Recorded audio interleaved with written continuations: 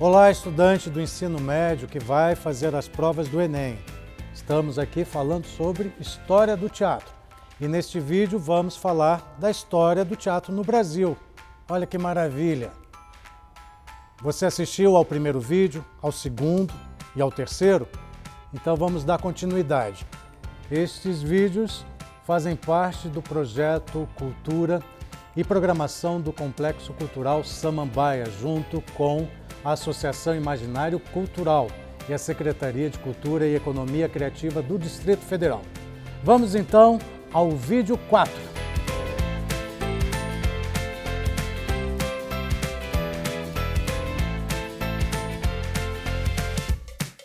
Primeira pergunta.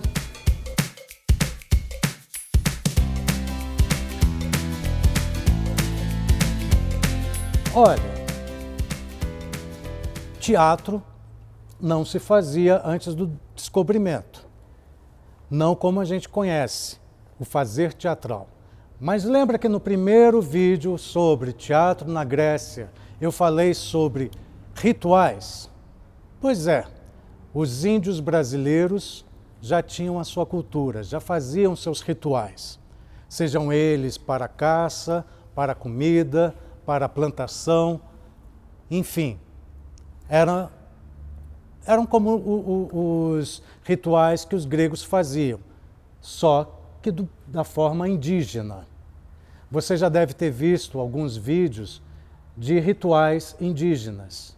Eles em círculo, todos dançando, cantando, ou em fileiras. Isso é um ritual cênico. Como eu falei, a arte cênica envolve a dança, a música, o teatro, o circo, a ópera, a pantomima, é tudo aquilo que é efêmero, que é feito naquele momento, naquela hora, e que se não for gravado, vai ficar só na memória de quem viu. Mas aí,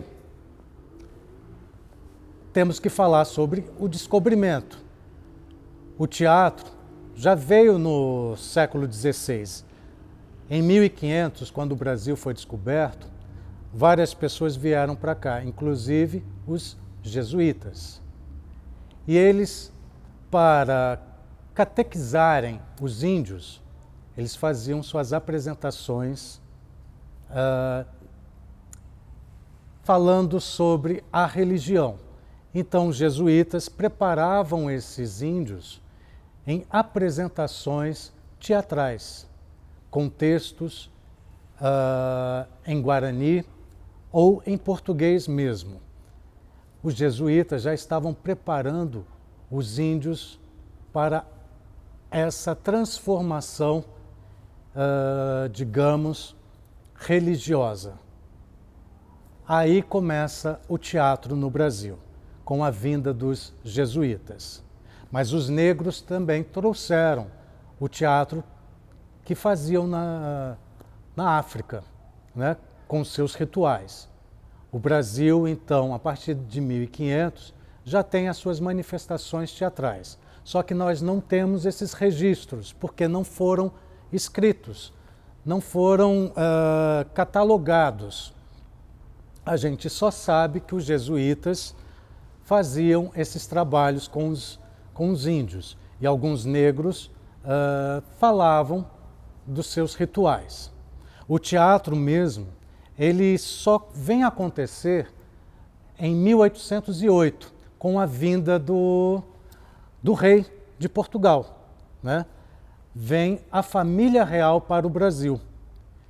Com a vinda da família real, Dom João VI traz pintores, cantores, compositores, diversos artistas que trouxeram para cá as manifestações, inclusive o teatro. Então, os arquitetos começaram a fazer os teatros, como a gente conhece, os grandes teatros, para receber as peças que vinham da Europa, vinham de Portugal ou da França. Essas peças eram apresentadas para a classe alta. Quando eu falo que essas peças eram apresentadas para a classe alta, não quer dizer que não havia manifestação teatral para as comunidades, porque o teatro, em toda a sua existência, também era feito na rua, através das carruagens que chegavam, as carroças, e vinham os artistas com suas apresentações circenses. Então, o teatro sempre foi uma manifestação popular para o público que queria assistir, em troca de comida, em troca de roupa, enquanto que dentro dos teatros a classe alta pagava o ingresso para assistir à peça. Ok? Vamos à próxima pergunta.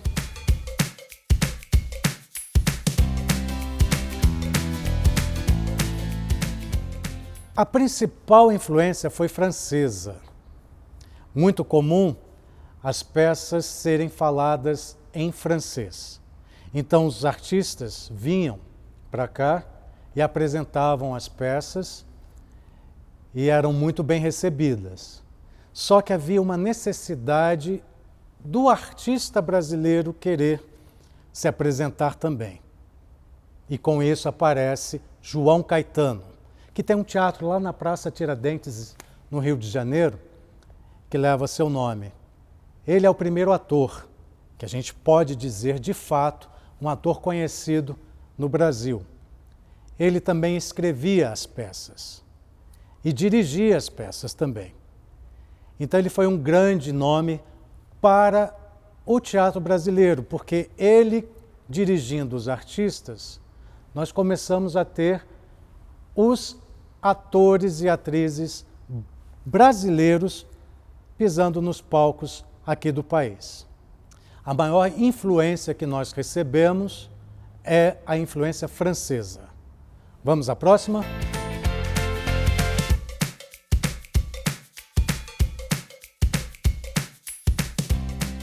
Sim, mas isso acontece um pouco depois da metade do século XX.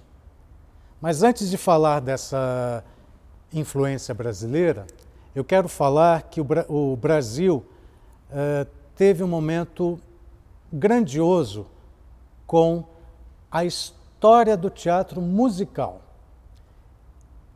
E sobre isso, eu vou dar uma dica para vocês. Assistam o webinário aqui neste canal do Complexo Cultural Samambaia, que fala justamente sobre a história do teatro musical brasileiro. Ali você vai ter uma compreensão sobre o que aconteceu aqui no país em termos de teatro brasileiro, em termos do teatro musical brasileiro. Pessoas que fizeram parte, compositores, dramaturgos, desde o século XIX até os dias de hoje. Vale a pena, não perca, não deixe de assistir o webinário falando sobre a história do teatro musical brasileiro. Mas voltando à pergunta sobre a influência do Brasil para o mundo, eu posso falar de Augusto Boal, que criou o teatro do oprimido, coisa que não se fazia lá fora.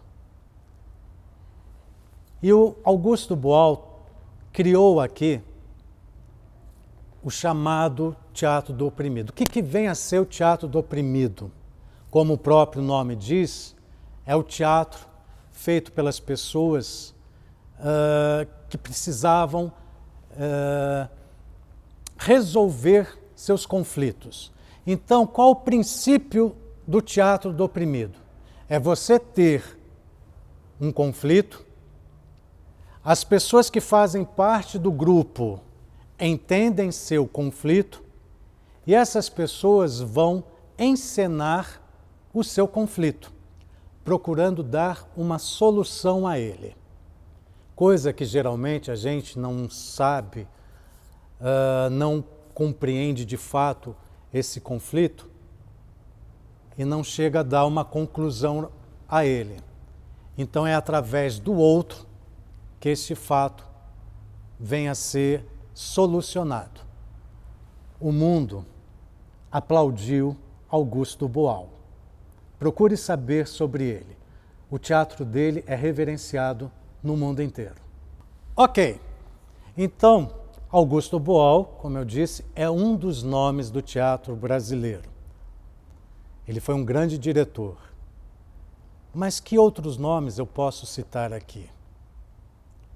Já falei, já dei a dica para vocês assistirem o webinário neste mesmo canal do Complexo Cultural Samambaia. Mas, será que você já não ouviu falar em Fernanda Montenegro? Paulo Altran? Procópio Ferreira? Procópio Ferreira foi um grande comediante, talvez o maior comediante da história do teatro brasileiro. Ele viajou o Brasil inteiro e vários países levando as nossas comédias. Ele também foi pai de uma grande artista chamada Bibi Ferreira. Olha que Bibi Ferreira foi uma mulher sensacional. Atriz, cantora, comediante, sabia muito bem como fazer uma tragédia. Mas temos grandes outros nomes também, tanto na direção, como na atuação, como no trabalho de cenografia, figurino e várias outras partes que envolvem o teatro. E para isso você precisa realmente pesquisar esses nomes. Eu te pergunto, você já foi ao teatro um dia? Se já, você viu atores. Procurou saber o nome desses atores? Os nomes das atrizes, os nomes dos atores, o nome do diretor? Você procurou saber quem foi o responsável pela cenografia? O responsável pela luz? Pela sonoplastia? Procure saber isso. Você já perguntou, ou se perguntou, para que serve o teatro na sua vida? Serve para ser espelho da alma. O artista está aqui para mostrar a todos nós que nós somos seres estéticos. Aprendemos muito com a arte. Muitos podem dizer que não precisam de um artista.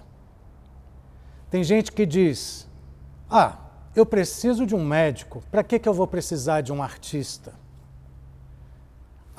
Eu preciso do dentista, eu preciso do professor, eu não preciso do artista. Engano seu. A arte colaborou e muito com a ciência.